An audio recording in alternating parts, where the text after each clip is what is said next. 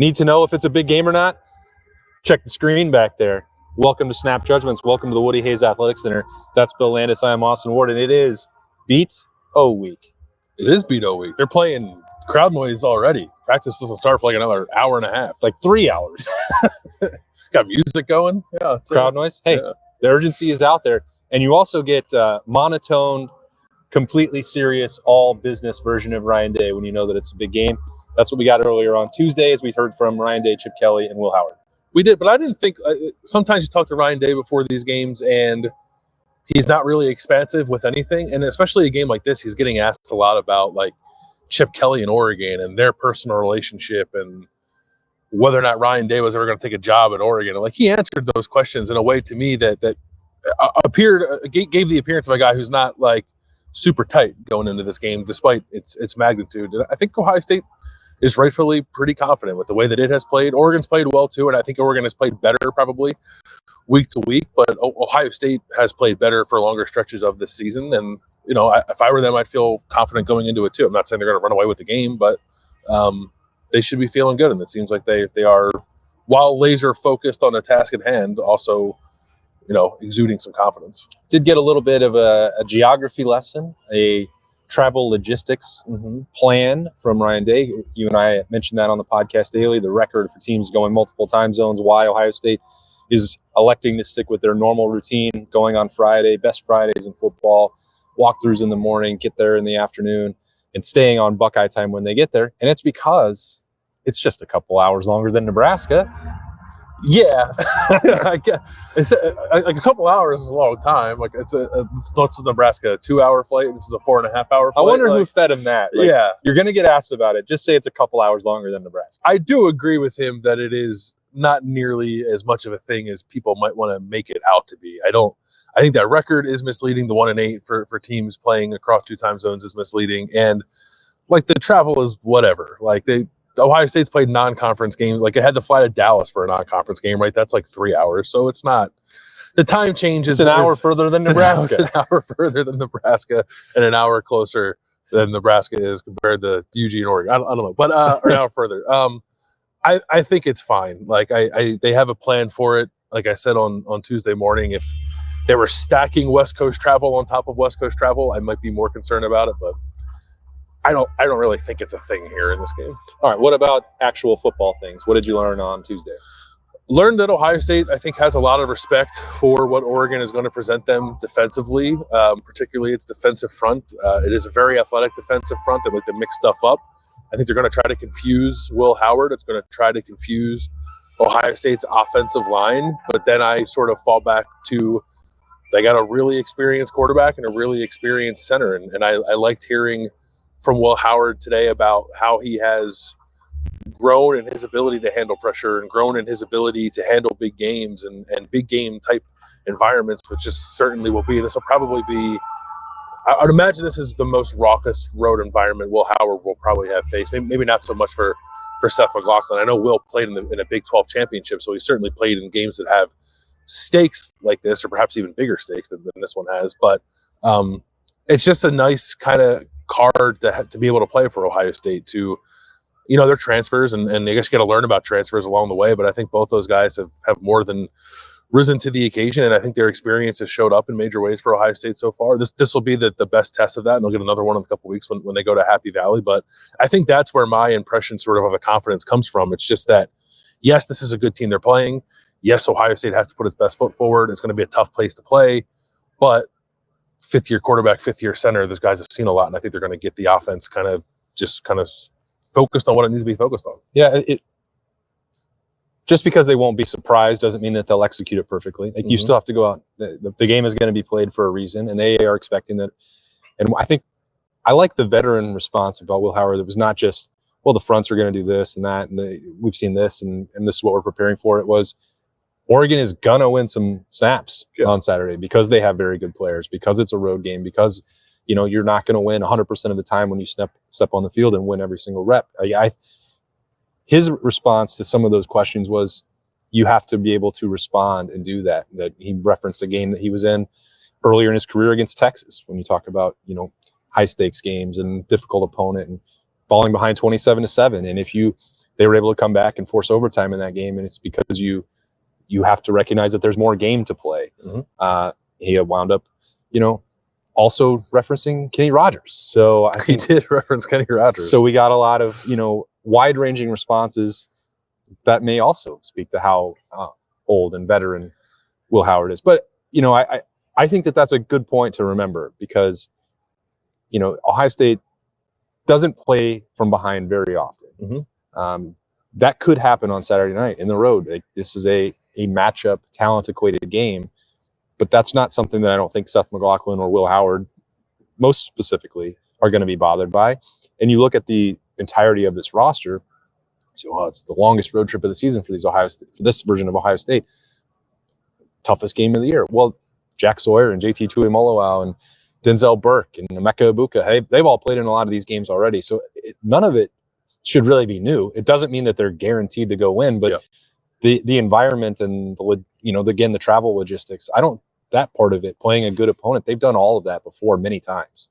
Yeah, if this was a younger team, I would give a little more deference to that stuff, but they're not, so I'm not. I liked also what Will said, talking about Oregon's defense and giving them, I think, the proper respect they deserve. So, we have stuff for them that'll be challenging too.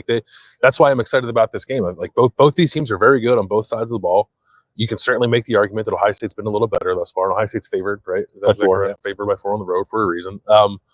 But it's as talent equated as Ohio State's going to get in the regular season, this game and the Penn State game. So they know that. They have the proper approach. And I think I liked what Will Howard said, and I also liked what Ryan Day was sort of projecting, which was readiness for the moment without, I guess, the arrogance of thinking that they've already arrived and now they're going to Oregon, right? I asked him about the pass rush and the offensive line and how confident the staff is and what they've seen from the O-line so far. And he said, it's been good, but this is another challenge. There's been a constant ramp up week to week from Michigan State to Iowa to now to Oregon and different challenges along the way and questions that this offensive line will have to answer. So have they answered all the questions thus far? Absolutely.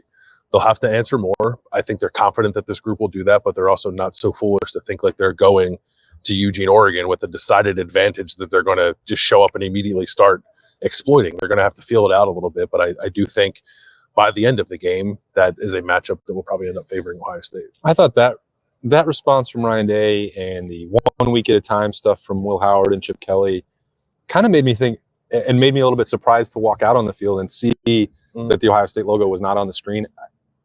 It doesn't mean anything, but I thought that had been the point that Ohio State has made throughout was every week is about us. It's about the Buckeyes. It is about their preparation and handling their business and not about the opponent, not changing anything. And Will Howard mentioned that some of his preparations, we know that this is a bigger game. Can I do extra? Are there things that I need to do with more film study or being earlier into the facility than other weeks? And I kind of thought they wouldn't do any of that for this game. And maybe that's wrong and naive, but it had been working through 5 games and it would have worked. They could have done whatever they wanted probably against those opponents. But I thought they might continue that because we did see non-conference logos on the screen last year. And, if you are saying it's only about Ohio State, that was sort of reinforced to me by leaving that logo up on the screen back there. Again, it's a thing that makes no actual difference for the game on Saturday. It's a big game. You put a little extra on this one. I think it is noticeable. You're right, because we were used to seeing that every week and we're seeing it now for the first time. But I think it makes sense, right? It's like fine china. You bring it out when the occasion calls for it, and this occasion calls for it. Yeah, I don't think we ever bring the fine china out in our house, but we have paper plates in my house. Any china is what you bring out. Right. They have fine china. Here's a lot of money in this place. Yeah, that's true. Yeah. Did you learn anything else that you need to know about this matchup on Tuesday in the Woody? I learned that Chip Kelly used to coach at Oregon. He did? Yeah. Is that right? I actually thought back in the old horse and buggy days. His answer was interesting. I didn't think it would be. The first question he got asked is about going back here, and it's not. I think he coached against Oregon 3 times while he was the head coach at UCLA. He did coach against Dan Lanning's Oregon in Eugene in 2022. But he said, obviously he has a lot of respect for the program and the place, and he said Allison Stadium is a special place to play a football game, especially a game like this at the time of day that it's going to be played. evening-ish on the Pacific Northwest. What is it? Where are they playing? Pacific Northwest. Pacific Northwest. Northwest. Yeah, I was going to say the This Pacific. is the full geography show. I was going to say Pacific Northwest. West Coast. Well, the Pacific Northwest is 2 hours further than Nebraska. Nebraska. When you're by playing plane. 2 hours west of Nebraska by plane, it's just a special occasion. And Chip Kelly said he was very excited for these players to get to experience that. There's some cool spots in the Big Ten, definitely. Like Happy Valley and Michigan, I think. But a lot of times, Ohio State will go to those places, and it's sort of like a faux big game. Right? You go to Nebraska. Nebraska's awesome, but like Nebraska hasn't historically been very good. Like this is a really good team in a really cool place to play, and at least for one moment, Chip Kelly was like, we should enjoy this experience because that's not something you always get in the regular season, especially Ohio State. Yeah, I'm going to be interested to see what it's actually like, because Chip Kelly also made a point of saying in the Midwest, you've got a lot of gigantic, massive stadiums. Like we were talking about the Big House and the Horseshoe and Happy Valley, and even Nebraska. Nebraska, I think, holds 35,000 more people than Outson Stadium. That surprised me. We're supposed to go out a few years ago. That didn't wind up happening. That trip. It's like I just assumed the reputation that it has for noise, and that you're going to have to work on silent count. It must be a massive stadium, super intimidating. I'm not saying this to like challenge Oregon's fans. Like, they're always loud, but what makes it so difficult? Because it's certainly not the actual size or scope of the building. And I guess we're going to find out on Saturday.